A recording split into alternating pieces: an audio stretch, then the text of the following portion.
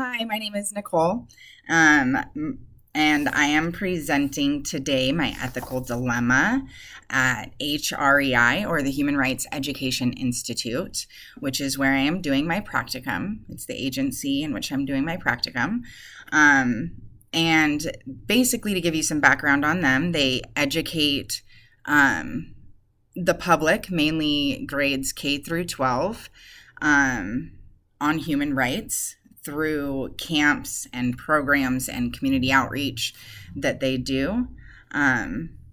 They have many ties to the community, including a lot of the schools around here, the school districts for grades K through 12, as well as North Idaho College, University of Idaho, Boise State University. And they also they network with the Coeur d'Alene Police Department, different task force, probation, diversion, etc. So a little bit about my ethical dilemma. I have two girls, ages 12 and 14, and they were caught shoplifting alcohol from Super One Foods, and they got into some trouble. And it's the first time they've been in trouble, so both of them got offered an opportunity to participate in diversion, which, if you don't know about diversion, basically you don't take the charge that you got until you don't complete diversion. Or in other words, as long as you complete diversion, then you don't get charged with the crime that you've committed. In order to do diversion, you have to admit that you did the crime, but then you don't get charged. Part of diversion, there's many different facets, different things that you have to do, and part of diversion is completing community service hours. So I was kind of talking to the executive director here at HREI, and told her a little bit about what was going on with the girls, and she offered to have them do their community service here, which is a super sweet thing for her to offer. My AFI and I talked about it, and it does pose the question, does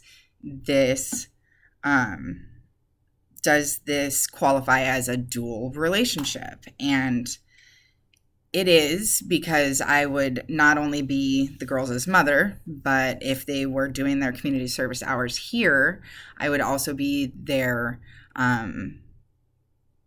supervisor or their coworker, depending on what I was working on at the time and what they were working on.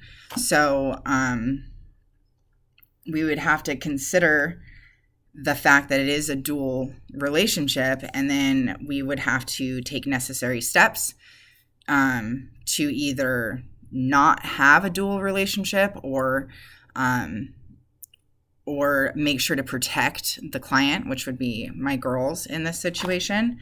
So there are some cultural considerations that we would have to consider, and that would be the culture of our family as a family unit.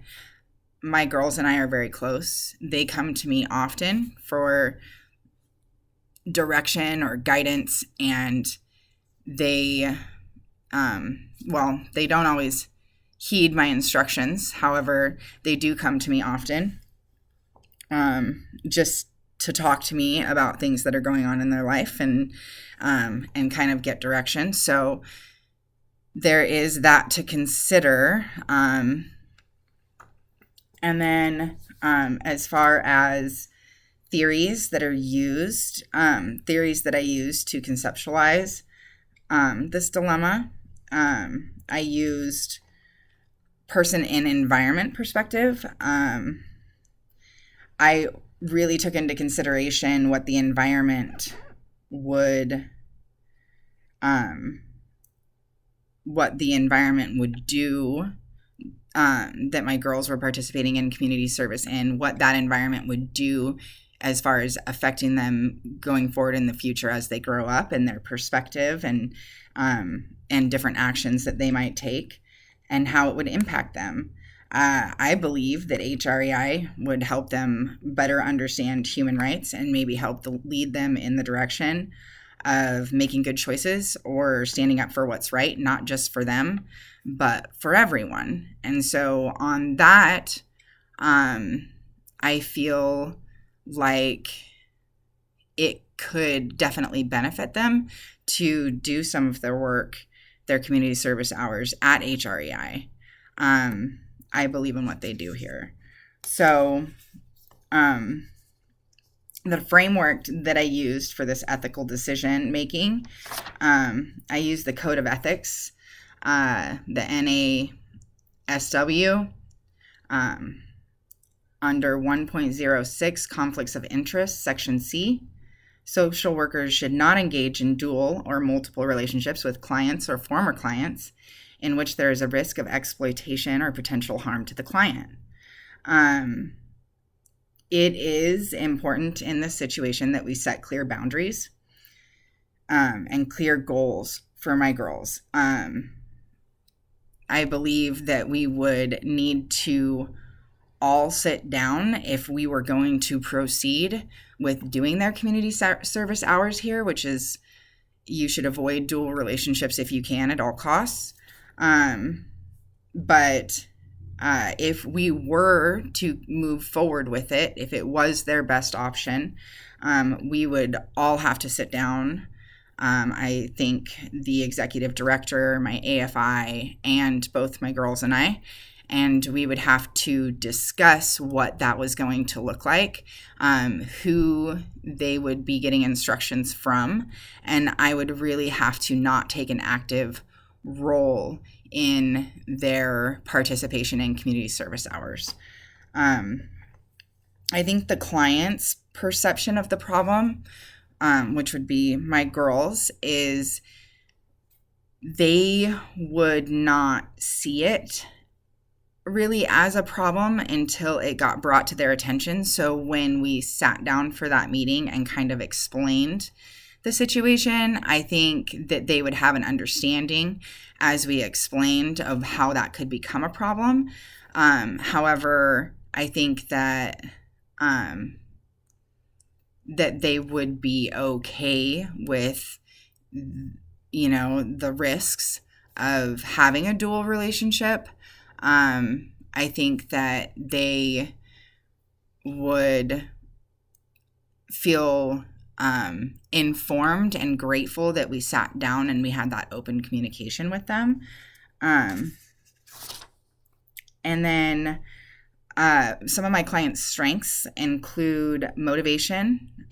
They're motivated to get their stuff done for diversion, and for that, I'm proud of them.